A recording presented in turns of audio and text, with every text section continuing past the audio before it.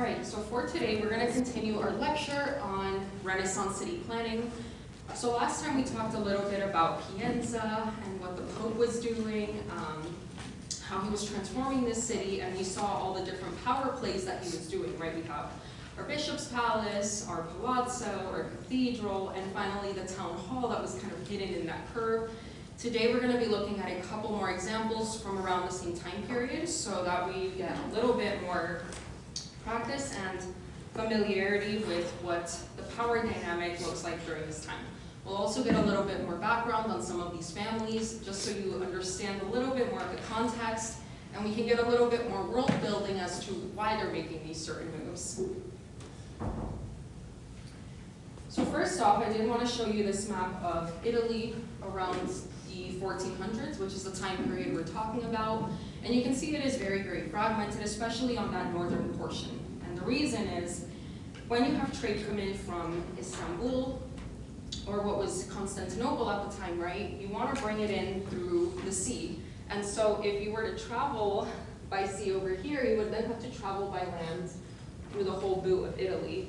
Versus if you took it all the way up to the base of it over there, you would only have to travel a smaller distance by land to get into France, the Germanic principalities, and so forth. So this northern portion is the most ideal for trade, and for that reason it is also the most fragmented and where we have the most wars, right? Notice that, Naples and Sicily, although they have their own issues, are a little bit larger, and they don't have as many problems with the people up here, right? Because these are the trade routes that are being contested. Now, today we're going to be talking about the Duchy of Milan in the white, which you can see is quite large, and it's a very profitable region because it's right next to Switzerland. It almost touches France, so you have great trade routes in the white area, which is Milan. We also have a Republic of Venice. So Venice, the city itself is where the little star is, but during this time period, it was an entire republic, right? It was an empire of trade. And it went all the way down the Croatian coast, so you can see they have all of this monopolized, right, for their own purposes. So Venice is going to be a very powerful sort of republic at this time, and for that reason, lots of people are going to have issues with Venice. So we're going to see how some of these families ally with them, go against them. We're going to talk about the yellow region right here, which you can see looks like its most powerful enemy is going to be Venice, because it's very small compared to the large Venetian Republic up here. And then the last one we're going to be talking about is going to be, I forget, but we'll get there when we get there. All right. So last time I talked to you guys about princely rule, bishop rule, and town merchant rule, but today I'm going to introduce to you a version of the town merchant rule called seigneurial rule. So this happens once you have all of your town merchants taken out, right? So we have 10 families we start with, and then eventually, either through marriage, assassination, coups, whatever it is, it gets reduced to 2 and eventually just 1 family. And then that one powerful family, because they are not recognized by the nobility, decides to buy into noble titles, right? And that's really a win-win situation. The nobles gain money from these rich merchant families, and the merchants gain the respect that comes with the noble title. So once they've gotten themselves those titles, usually they're known as dukes, barons, viscounts. It never goes as far up as like prince or king. It just ends at duke usually. Once they have those titles, they are then called a seigneur, right? And that way it's called seigneurial rule. So once we're talking about this time period, we are talking about a more consolidated political structure. And so in Italy, in these regions we've talked about previously, in Florence, it will be the Medici family that we've already talked about. In Mantua, it'll be your Gonzagas. In Milan, today we're going to talk about the Sforzas and how they got where they got. We're going to talk about the Estes of Ferrara, and then we also have the Montefeltros of Urbino. It is not necessary that you memorize these names. I just want you to be able to at least match them to the city so you know what I'm talking about throughout the lecture. Right, so this is what they look like. So they all around the same time, the little hat, like the little Lord Farquaad red hat, sort of marks your noble title as a duke, again, or baron, a viscount. So this is what they wear instead of a crown during this time, right? And when you wear these, you are a seigneur. Now notice the style of their paintings, right? Very humanist. there is an emphasis on them as an individual in this light, right? So we see that this is deeper into the Renaissance time period, and for the most part, all of their portraits are gonna look very similar, right? They highlight that side profile very heavily. Below are some of the structures we've talked about, right? So we've talked about that Florence Duomo, we've talked about San Andrea in Mantua, so that's why it's called what it is. We will not talk about the Montefeltros, just know that they exist for future lectures. Today we're going to focus on the Sforzas and then the Estes of Ferrara. So here's the story of how the Estes, or the Este we're going to be talking about today, got into power. So it all starts with Niccolo III, the Este. This family was in power for around 300 years in Ferrara, right? So they are a long-lasting family, they've been here for a while. And he has several children, right? More than 11 children that we know of. Several of them, most of them are illegitimate children, right? So they were outside of marriage. His eldest son is one of those illegitimate children, and his name is Borso. And his oldest son that is legitimate is called Ercole, or Hercules, right? So although he's younger, he's technically supposed to be first in line because he's the first legitimate child. But during this time, the whole bloodline thing didn't really matter as much because, again, these were bought titles. So it wasn't like a king where you had to have the full noble blood of the mom and the dad. In this case, it was just the eldest son was able to inherit everything. So Borso eventually dies, and who should inherit the new title is his son, another Niccolo, who would have become Niccolo IV. But when Borso dies, Niccolo is not in town, and so Ercole decides to step in and essentially take over. Because technically, right, he's in his right. He would technically be the first in line if it wasn't for his eldest brother. And so, because Niccolo isn't there, he can now take over and become the Duke of Ferrara. And although it seems like this is kind of, I don't know, a little bit backstabby, it's really not, because if he hadn't taken over, then what would happen is you would have this vacuum of power, and immediately you would have another powerful family want to step in, had they waited for Niccolo to get there. So Ercole is kind of a hero, right? He allows the Estes to continue. Niccolo is, of course, upset, so he goes out and finds a member from one of those other families, right? He goes and visits the Gonzagas in Mantua. He tries to get them to help him. They form a coup to go take over the new duchy or the new area that Ercole has, but Ercole finds out and he beheads them, or he beheads Niccolo. Gonzaga just goes back to Mantua. It's never really confirmed that he was a part of it, so we don't necessarily have a war there, but historians are pretty certain that Gonzaga was in fact helping Niccolo to take the crown back from his uncle. Right, so that's the sort of family situation that we're going to be dealing with in most of these Italian states at the time. So you can't even trust your own family, let alone other families, right? Because what we can assume is that Ludovico's plan was, if he helped Niccolo get the duchy crown, then he could then either buy it off of him, assassinate him, take over. He would already have his army there. So theoretically, he could just take over, and now he would be the Gonzaga of Mantua and Ferrara, right? But for now, we're just going to focus on Ercole, right? He defeated him, and now he is going to be our lord and ruler of Ferrara and oversee many of the changes that we'll see today. So this is a map of Ferrara during medieval ages. Notice that it is quite close to the river. It is a bit more of a linear city at this point. I did want to show you, this is what Ferrara looks like today. And if we go back here, you'll notice that the river is a different formation, right? So over time, they do become masters at controlling the rivers with canals and directing where they are to go, either for defense, which we can see they had a moat here at some point, so it would make sense to move the river, or for agricultural reasons. So with time, our river does shift down south in order to open up more space for the city, but at this time period, we are talking about a river being much closer here. So at the beginning, we of course have our Roman grid, being that this is the Italian peninsula. We are going to be dealing with a Roman castrum with its Cardo and Decumanus, right? And it's pretty much going to be north-south. We then transition into a linear city, which is that diagram I showed you previously, where we do have some main streets kind of moving through here. And eventually we get to this period. So this is where we're going to start our story with urban planning today. At this point, notice that again, the walls are not fully on the river. They're kind of back here. You never want to have them right on the river. If the river rises, your walls get washed away, so you always want to have them a little bit back, unless you encompass the entirety of the river itself and embank it. But during this time, they didn't know how to embank them just yet, and so they preferred to be careful and put their walls a little bit further away from the river itself.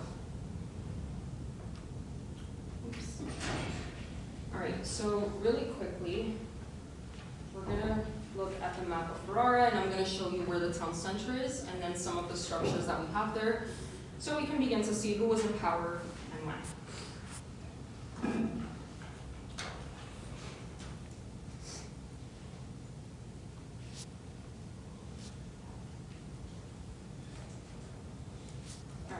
So there's our river right here, is our Roman grid right there. This is our older city, which you can see delineated by this line out here. So this is going to be our city center at the time. And if we zoom into it, we can see we have all the traditional structures, right? We do have our cathedral right here. We do have our town hall on this side. And then we also have what we call a palace of commune on this side, right? And I'll explain what that is in a second. But I want you to see the relationship that they have. Right, the cathedral is pretty much taking up that entire space. And then also notice that it does have this sort of arcade on the side, which is going to serve a specific purpose.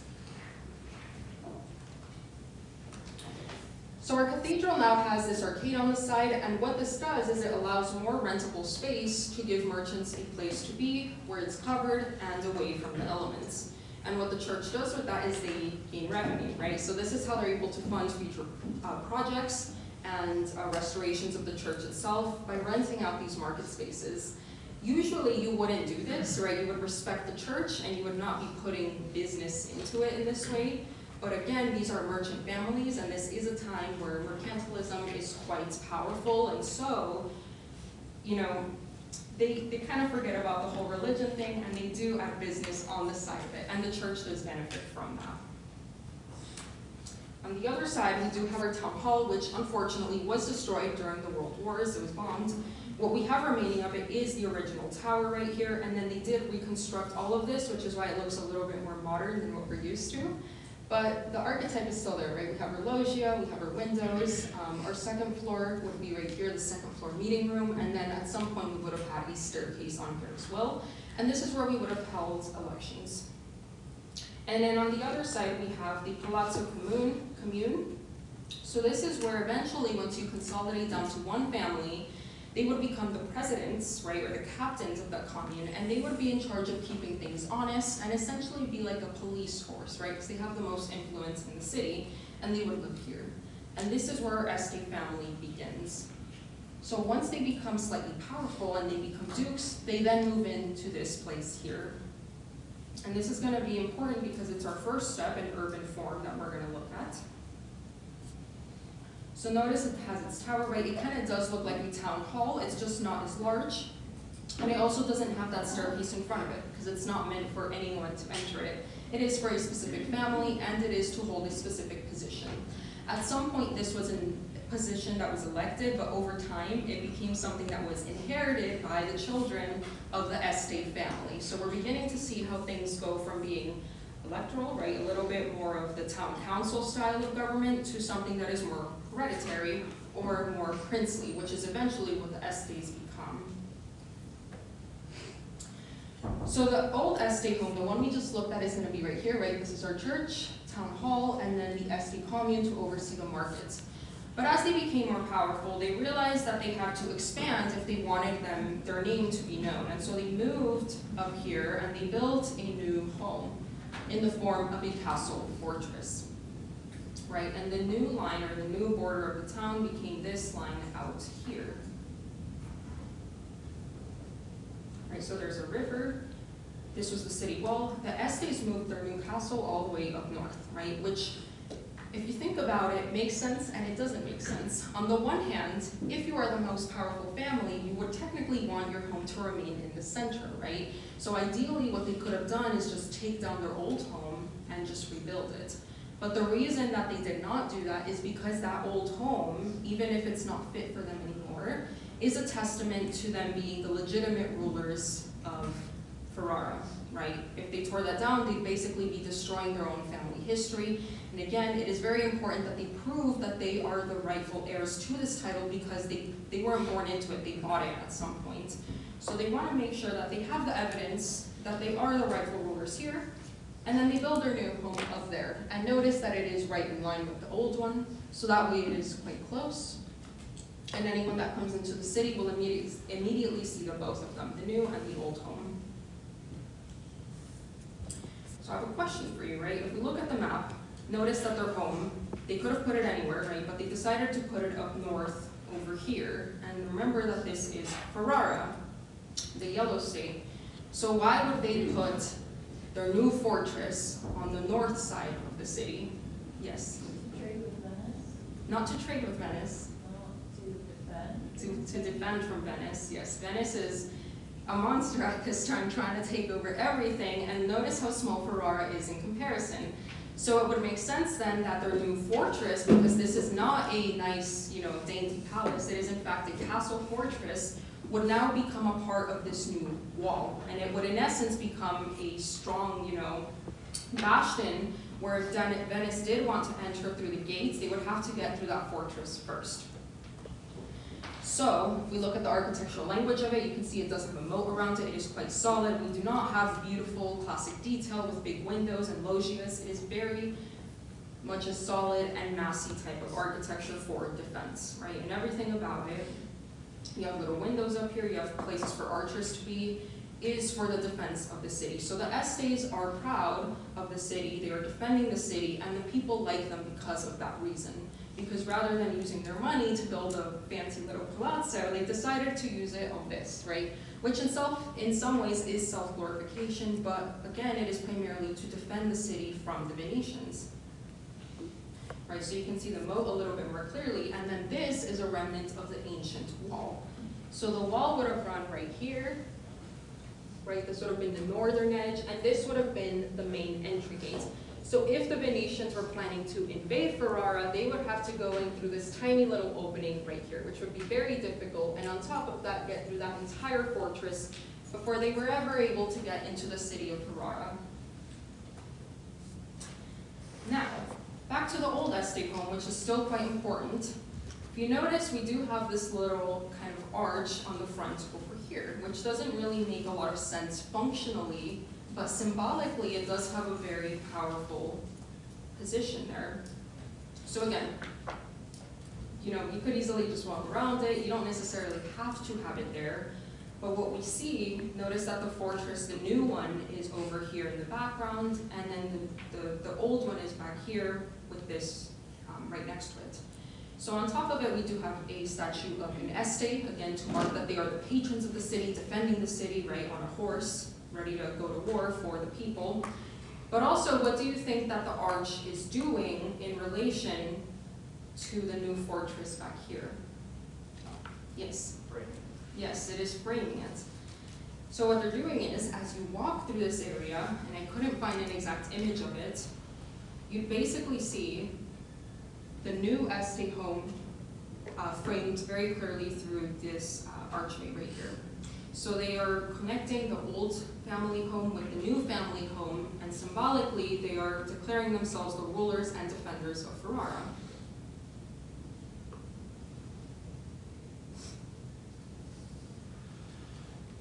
Now eventually, time passes, and this is where Hercule comes into play in this story. So this is where our walls are at the time. There is the fortress, which you can again see is on the north side so that no one can come into the city. They add all of this addition up here, which is what we call the Herculean addition, named after Hercules, of course. So the Herculean addition is going to be a vast expansion of land, and they are going to create a whole new palace. And this time it is going to be one of those fancy Renaissance palazzos. The reason being, at this point, they've become a more powerful little city, right? They are extending their walls, they're gonna have more powerful technology on those walls, and so they don't have to be living in a fortress per se. But what you'll notice is that their old home is here. The home we just talked about, the fortress, is here, where the wall was at some point, and their newer home, the palazzos, are gonna be located up here. So all three of them are in line, so they continue to use that tactic where they are framing the newer buildings with the older buildings so that you can go through the city and essentially see the history and the heritage of this family on the city.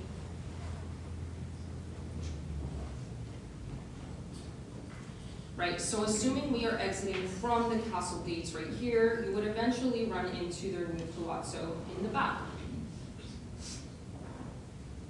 So there is that gate that I showed you. And if you notice, it does face a new street. So very strategically, they did construct the new street to be in line with the old fortress gate, so that way it would lead right into an Este monument. So everywhere you go in the city, if you let yourself be guided by those major streets, you are gonna run into Este monuments because that is exactly what they wanted to do, right? So if you head down here, you'll eventually run into their family palazzos on this corner. So at first, the plan was to make 4 palazzos, 1 for each corner, but because Venice did eventually invade them, they did not have the funds or the time to be constructing all these new palazzos for their family. So they only constructed 1, which we know as the Palazzo of the Diamond, right? And we can clearly tell why they call it that because it does have this very interesting texture on the exterior. They carved it to look like diamond shapes. Notice that they're beginning to introduce some Renaissance detail and proportion to it, meaning that once again, the passage of time is happening in Ferrara. We are now reaching a new time period where humanist ideals are becoming more prevalent. And 2, the idea of protecting it with a fortress is becoming outdated. We now have a bastion wall that is equipped to fully defend the city without needing a fortress to be at the gate of it. On the opposite corner, they do have this one, right? So they start constructing different palazzos in that area. Notice that they are not matching, they are not for the same family, but this becomes sort of the wealthy suburb of Ferrara, right? Even though it's not that far out, it becomes the wealthier area where all the families live now. So this is what Ferrara eventually becomes. So we can see our old city wall was this big line right here, and once again, it is wider because it is the base of an ancient wall, right, compared to a organic street, which is a lot thinner. So that's where the old fortress was, and was the opening to the city in the north. And now we have all of this addition over here, but if you look very closely at it, you'll notice that most of it is just shrubs and trees. So it was ultimately a failure of a development because they didn't have enough people or enough resources to actually construct into what this new area was going to be. Right, so the new street is right here. We do have our palazzos. One is right here, right, the square donut, and then the other donut is right here. So our 2 palazzos are there. But if you look at the blocks right next to them, they're empty, right? We don't have anyone that wants to construct out there. Number 1, it's not as safe. Number 2, why would you want to live where no one else lives, right? You want to stay close to the market space. And so what they do is they decide, let's create a new nucleus of power up here. And so they create a new market square, right? So notice that they do have a little column that they're gonna put in the center, but it's still not up yet. So they're still under construction when they drew this map. And strategically, they did connect it to the old market right here, right? So that way we're bringing the population up north and allowing it to populate up there.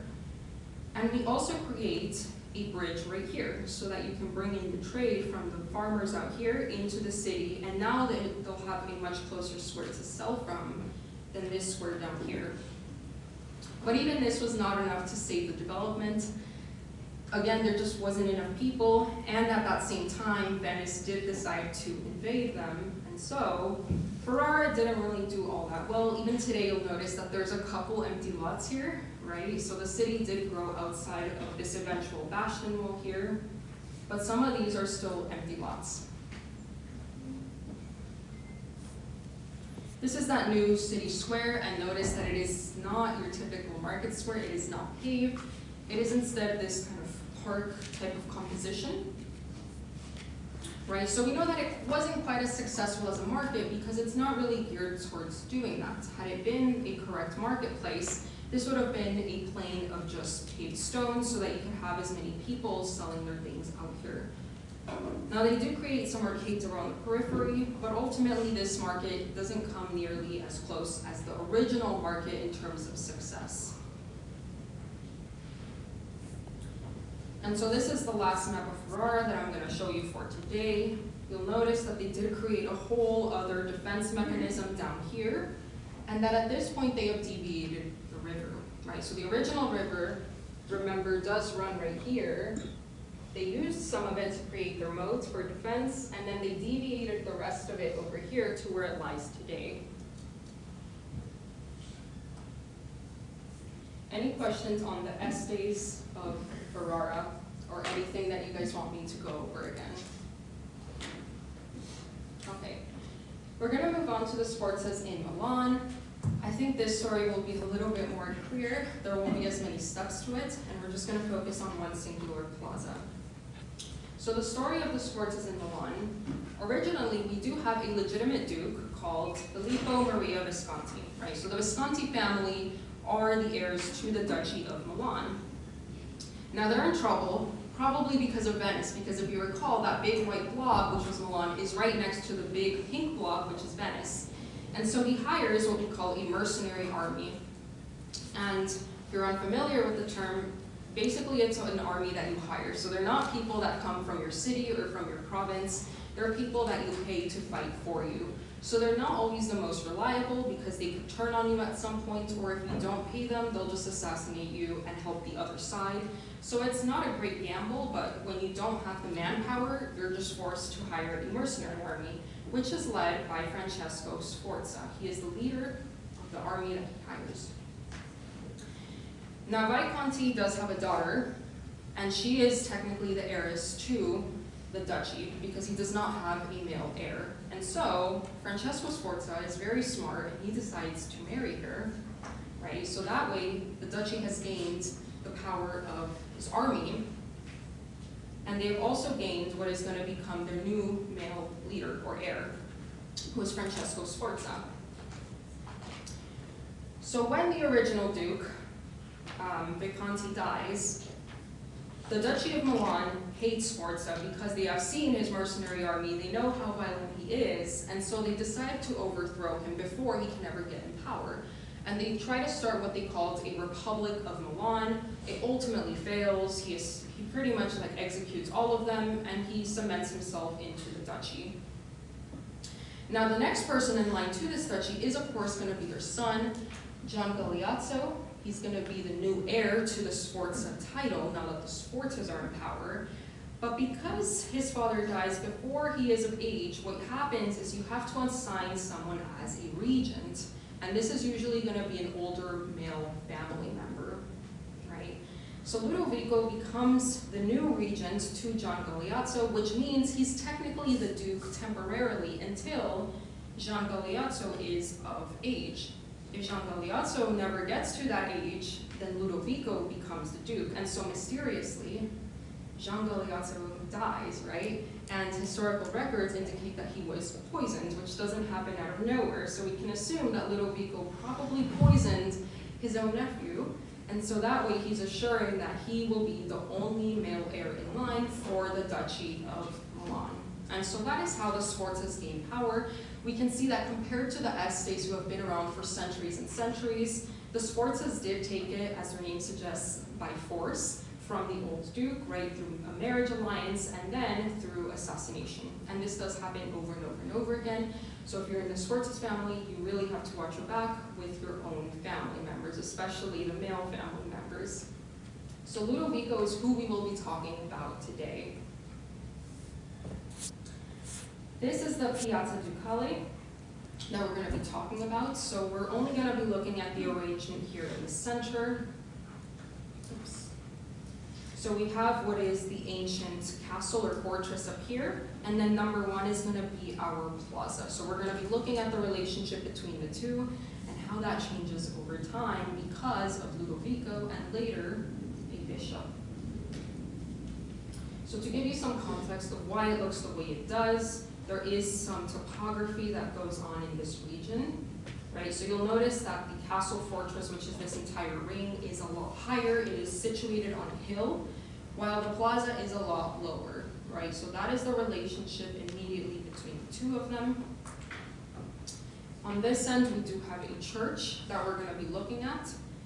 And then on this end, we would have had our town palace, our town hall for the merchants. So we have all 3 players, our princely role, town hall role, and then bishop over here in the same plaza. Right, so this is another view, castle, church, and then town hall down here. You'll notice that the inside of the castle is, of course, a fortress wall, right? It is considered to be a 3rd line of defense for the rulers. So notice the relationship between the Este fortress, which was right on the wall, right? It was the first thing to go, assuming Venice attacked. It was the Este family that was on the front of the defense.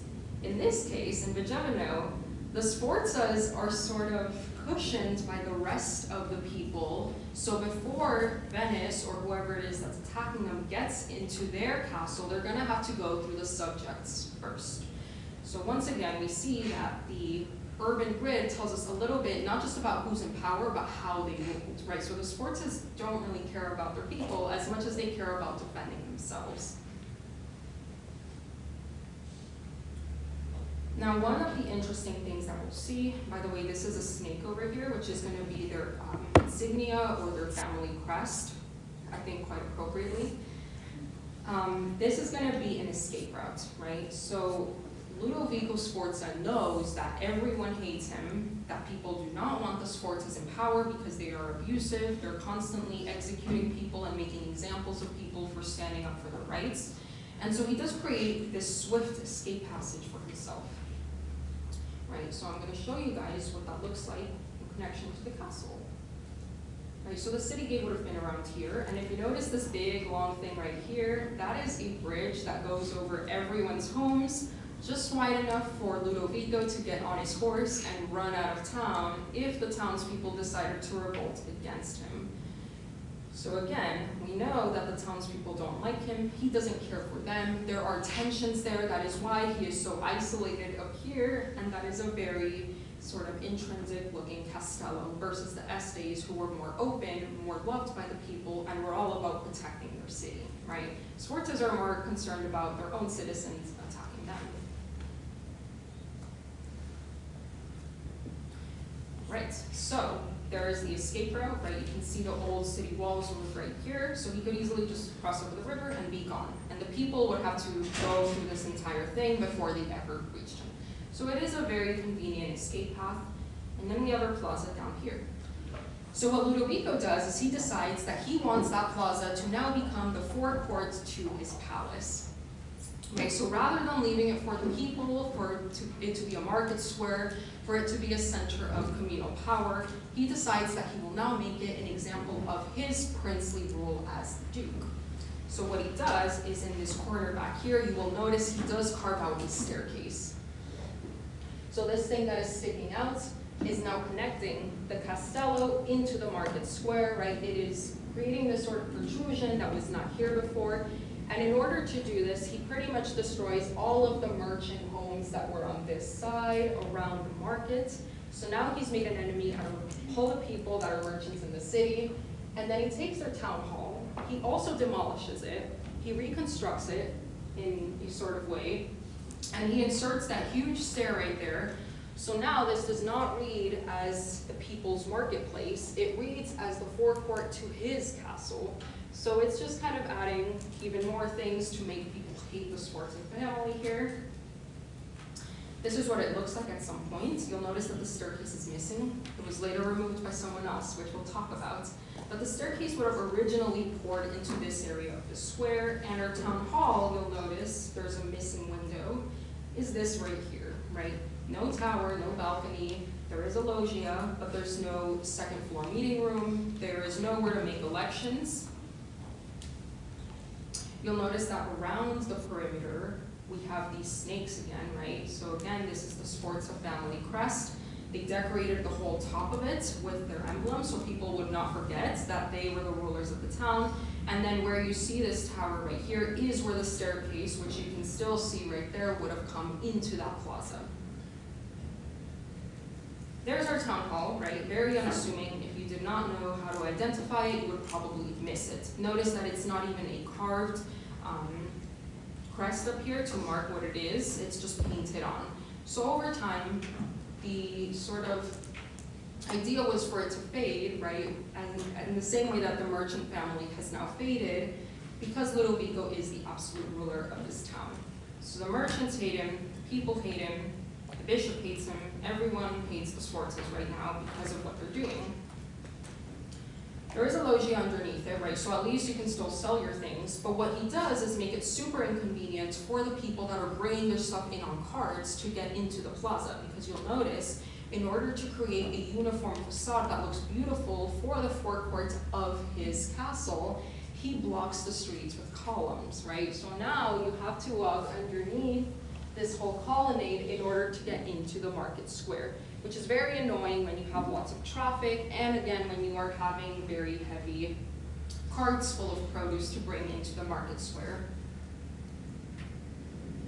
And this is what it looks like from the backside, right? So it's not even actually covering a building. He literally just covered the streets, blocked it with the two of these to the point where it's difficult to get in with the car even today, so that it would look nice and uniform on the inside. So we see he's sort of using Renaissance ideas of proportion, harmony, and symmetry in there, but he himself is not really a humanist leader, right?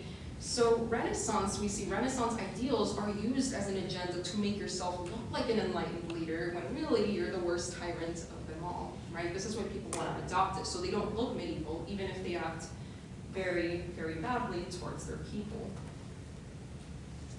Now, eventually, because the Sforzas are deeply unpopular, they are taken out of power. And what happens is, this now becomes a bishop town.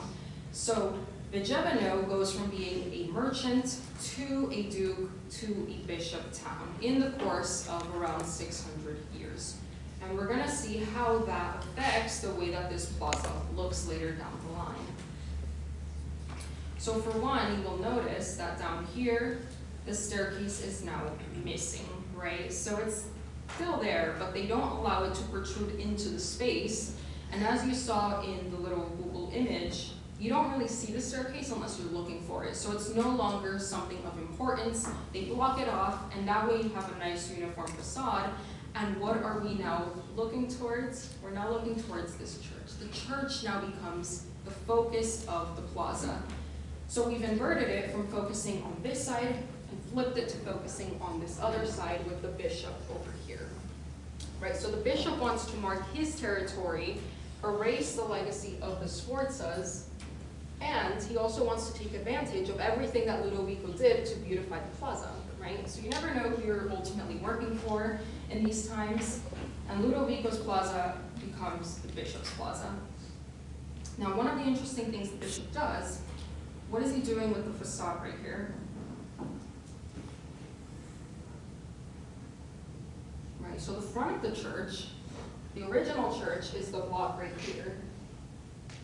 Right, it was a normal box church. It's been there since the Sforza times. It's never ceased to be.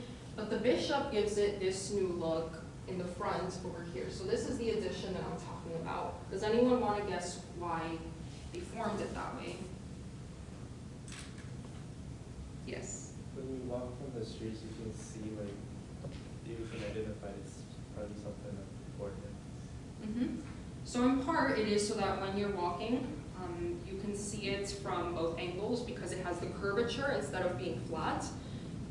So as you come in from here, you can look at it this way, and as you come in from up here, you can look down at it in this direction.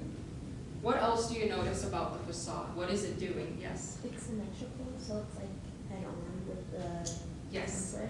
So now our facade is symmetrical on the plaza, right? Which makes it the focal point of the plaza. And that goes in line with, again, Renaissance ideals. You want proportion and harmony to bring attention, because prior to this, the church was kind of the ugly point of the plaza. It was the only part that was not symmetrical and did not make sense. But now that we do this, we are allowing to create a perfect sense of harmony within there. And we also create a sense of axiality, right? And then what's the last thing that this facade is doing?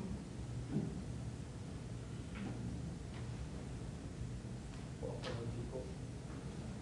If you notice, the facade extends past the church over here, right? So this is a street that runs right here.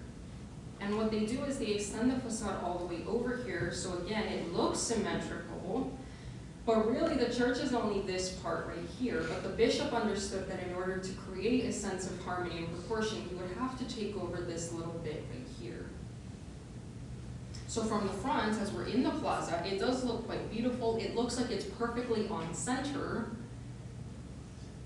right? And as you approach it from either side, because of the curvature, you can see the facade as you come in on all sides. And from the back of it, right, this is where it's blocking that street. You'll notice that it's just a saloon front. It is not actually part of the church because the church ends right here. But compared to what the Sforzas did, he at least had the dignity to leave it open enough, right? So it's not necessarily blocking anything, it's just creating a frame for the church. So the bishop is allowing himself to be liked a little bit more by the people just by this simple move right here.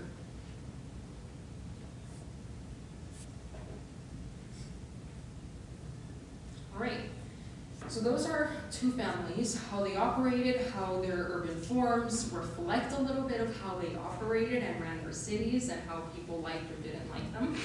And now we're going to talk about what the ideal Renaissance city is, because at some point people begin wondering, what if we made a city from scratch? What would a perfect city with Renaissance ideals actually look like?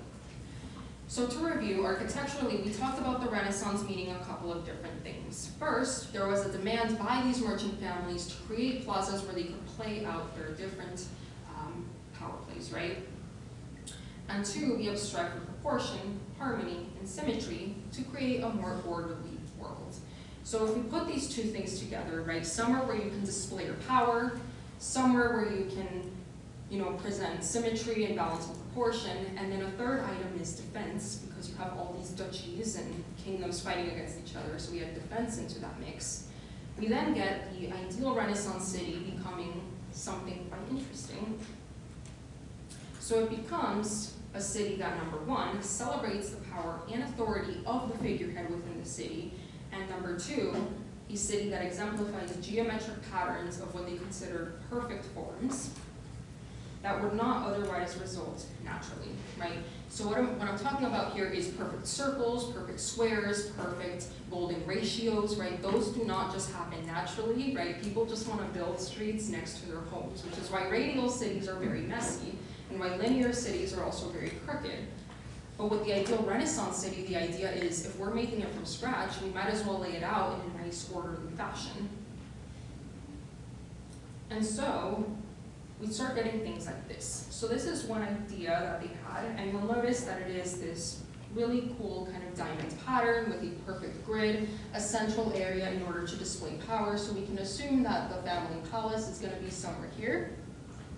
And then you can see that they leave the churches on the four corners, right? So rather than putting the church in the center, we know that whoever commissioned this idea is not a bishop. It's probably a ruling family that wants their palazzo somewhere inside of that major court to bring attention to themselves, right? And again, we know this is Renaissance because we're starting to see a different type of wall with bastions, controlled entryways, right? But it demonstrates all those ideals. It has symmetry, it has proportion, and it has harmony. This is a rendering of what they imagined the perfect city could look like. So again, we have symmetry on both sides, right? We have Renaissance ideas by reviving the orders. This is another one. This one was actually proposed in Germany, right? And this becomes quite a popular idea to create a sort of radial town that is a perfect radial town. It is a perfect circle, right? All of these blocks are the same length. We have a central plaza where we can see we have spaces for palazzo, a church, a marketplace, a town hall, and then we have our bastions for defense. Now, we're gonna talk a little bit more about our Sforzas, because the Sforzas are one of those families that starts getting the idea, what if we create a city that is completely new in our image with these new ideas? And being who they are, we know that the Sforzas are gonna be, again, a very forceful family that is all about self-glorification and defending themselves from their own people. So they adopt this little circle shape that we see here. But what do you guys notice about the placement of it in relation to the geography / topography of the region? Yes? It's on the slope of a hill. It is on the slope of a hill of sorts, but the idea is that it could be anywhere. Right, so if you notice, it doesn't really respond to the river in any kind of way, or the mountains. It doesn't respond to any of the topographical features that we see, because the idea is that as a perfect circle, you can just superimpose it on land with no concern for anything that's already there, right? And this is one of the worst mistakes you can make in urban planning, is not paying attention to where you are putting your cities, because you end up with several flaws, including lack of resources. So this is a manifesto that they started writing, so he pairs up with an architect and they start creating ideas for what this new city will look like. And of course, the funds for that new city are gonna be the heavy taxes he puts on his people. So another reason why they hate him. So here we see a couple plates showing how this is gonna be constructed, right? We can see that they're using concrete down here, they're using classical orders, lots of heavy labor. You can probably assume that he was almost gonna borderline enslave his people to create this thing, right? Pay them misery or help them pay off their debts with him by forcing them to work here. Sforzinda never came to be, though. It was never actually constructed. But the idea is ultimately what matters here. So this is what the plan of Sforzinda would have looked like. So on the outside, these little dots we see here are going to be our defense towers, right? So we have one at every point to defend ourselves, because again, Sforzas have lots of powerful enemies. Number 2 are entry gates. Notice that the entry gates are sort of located on these inner peaks right here. So that way you can defend yourself if you see anyone coming in. And by the time people get in here, all of the people that are scouting up here would have seen them, right? So there's no way you could enter this without being seen. Number 3 is gonna be our moat, right? So all of these areas are gonna be filled with water. So we have a high ring of defense there as well. Number 4, we have 16 radiating streets. So from every bastion and from every entrance, we have a street that leads to the center right here, right? 1 for the guests that are coming in, and 2 for the soldiers that are at the bastions to get back into their quarters or into the city center. We have our radiating streets, and then we have our town center inside of there. And this is an enormous complex. So we have a place for the Sforzas to live. Of course, they're planning the most magnificent palace for themselves. And once again, notice that they are not on the perimeter of the wall to defend themselves. They put themselves in the center to mark power and territory. We're gonna have a church at every number 10 over here, right? So we have the churches sort of splayed out over the rest of the city. And we have several market squares. This is a close-up of one of the market squares that he has designed. So if you can read Spanish or Italian, you can probably tell what a couple of these are. So right here, we have our chicken market, right, polleria. We have our meat market right here, the caseria. We do have our wine place right here, right? We also have a place for a tavern right here, a small little church in the center. This is basically a huge marketplace. And what you'll notice is we have this thing going around it, which is a water canal. So not only are they not really respecting the topography of where they're going to place this, they're also planning to manipulate the elements that are already there to do what they want. So they're planning to create a canal from whatever water source they get that feeds into the market, which in theory is a great idea because you can bring your goods in that way, right? It's a lot lighter to travel by water than it is to travel by land. So if you're a farmer, you can literally ship in all of your goods right into the heart of the city market. Now what you'll notice is up here, we do have a palazzo. But the palazzo is not for the family, right? The palazzo is actually for the chief of our police, or the captain of our police force. And the reason is the Sforzas want to heavily police, again, what all of the merchants are doing. They want to keep them in check. They want to make sure that they're not making any unnecessary alliances, planning any coups, doing anything that would threaten Sforza power. So they monitor them by placing a police force on the north here that is centered, and they have given them a really nice palazzo, right? So that the police isn't able to easily be convinced by the merchants to betray the Sforzas. So we see how they are sort of distributing these really beautiful palaces and monuments to the people that they want to keep in power, including the police force. Now, because we have canals everywhere, they also plan these really extensive bridges all over the city, right? And notice that they are Renaissance bridges because we have our archways. We also see that they are planning to embank the rivers and canals. So embankments are when you don't allow the river to naturally come up, right, and have a beach. Instead, you fill it in, and then you create a sort of concrete wall right here so that the water flows a little bit more swiftly through the canal, which creates better trade routes. And also so that you can build up as close as the water line as you want, right? And then you just have a bridge. But this embankment is going to be a very powerful idea in the next couple lectures we'll look at. Right, so then they start proposing different buildings. Who do you think that this is going to belong to? It is a palazzo, right? It's a nice palazzo. Who do you think this nice palazzo is going to be for? Yes. So the Sforzas, who are commissioning this and planning all this out, of course, gave themselves the nicest palazzo of them all.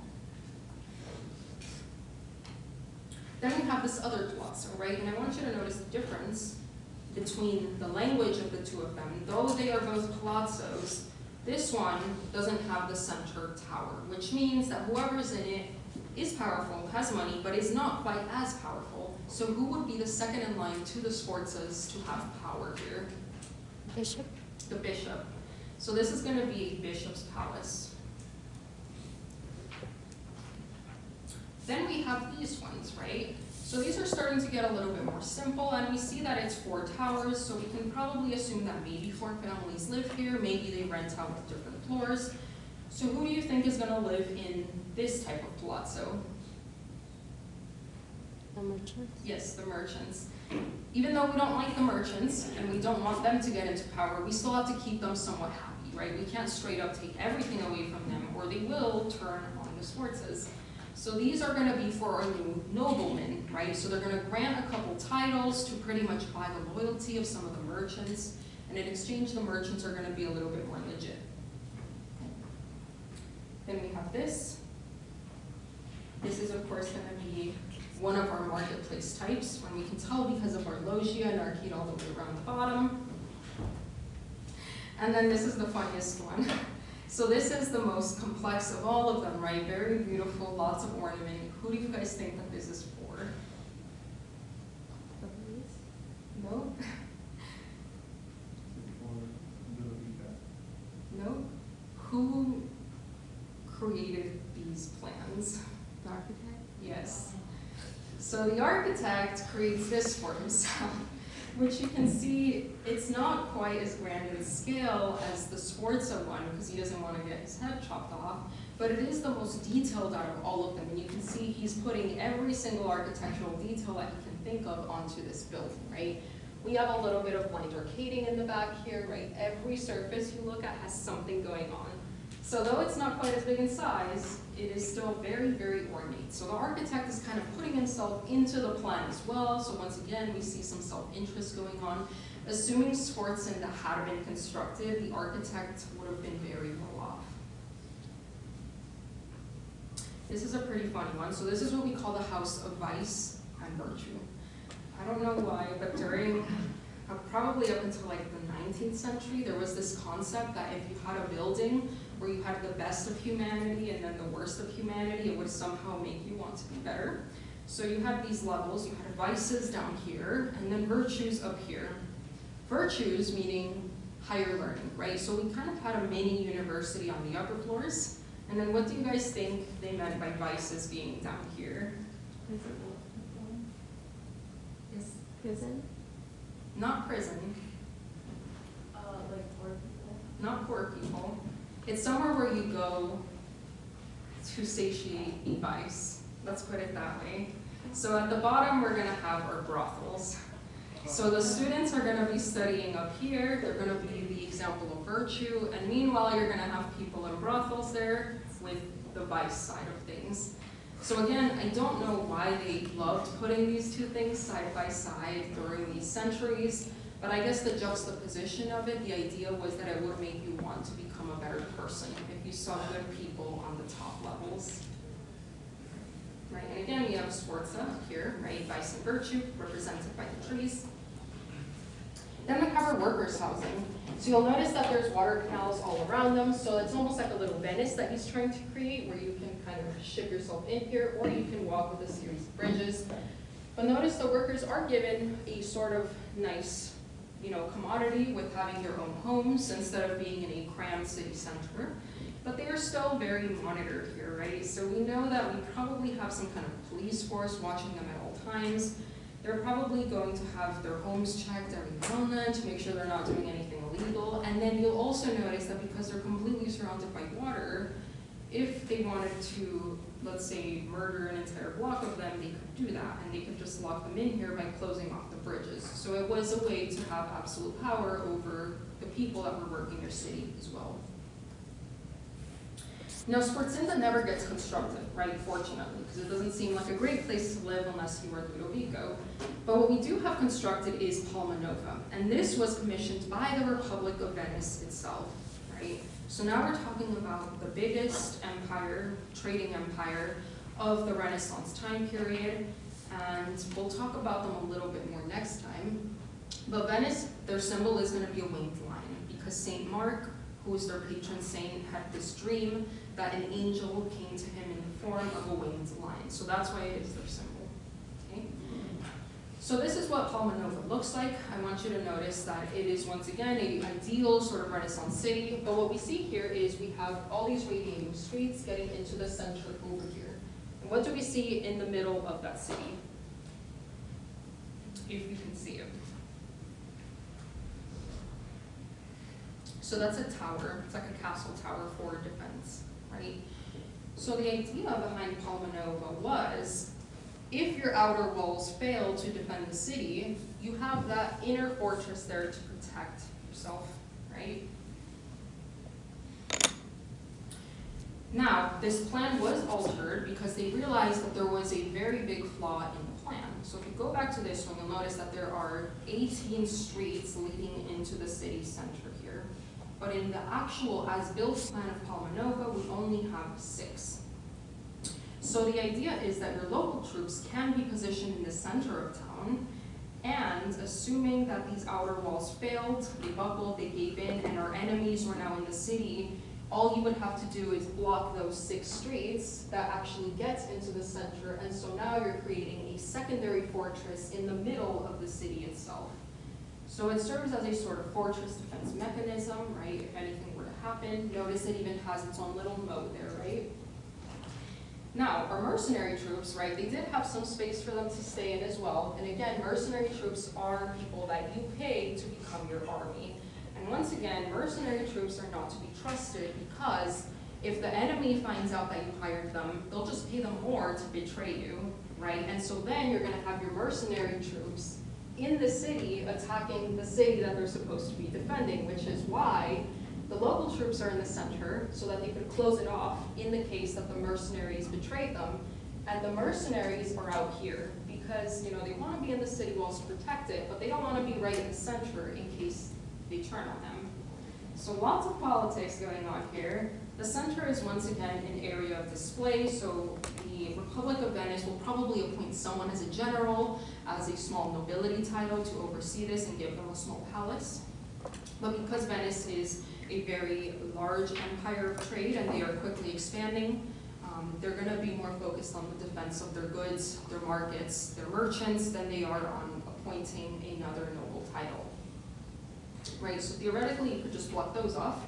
And again, now you have this defense ring around you that is theoretically impenetrable. This is what Palma Nova looks like today. So, what do we notice about Palma Nova and the stuff, or the areas around it? Yes? You have a moat and you can see like the remnants of like the bastion.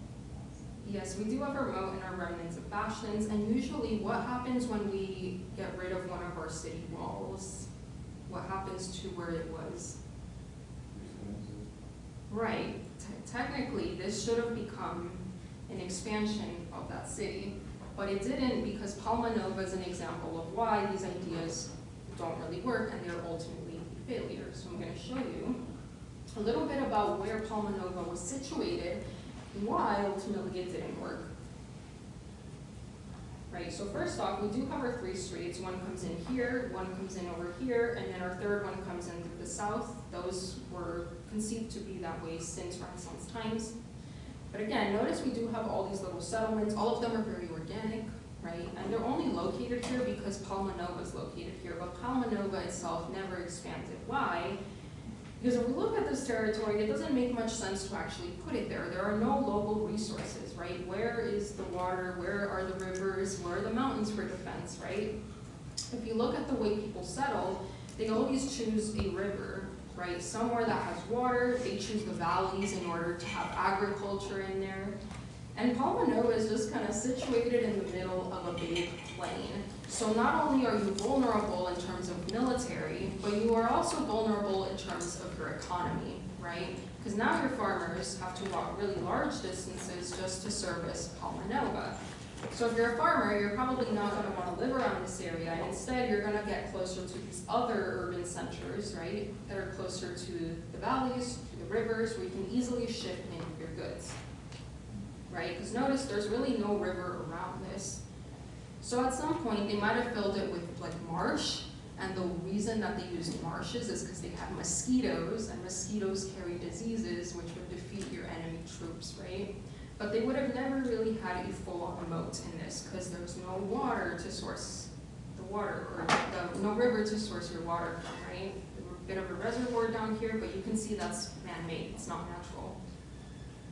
So ultimately, that is why Palma Nova is a failure. It's great for military, it's not great for economics, and if you cannot feed your people, you won't have more people want to move there. Does anyone have any questions on anything we saw today? All right, if you don't have any questions, if you can neatly stop them up here, that would be great, and I'll see you guys on Thursday.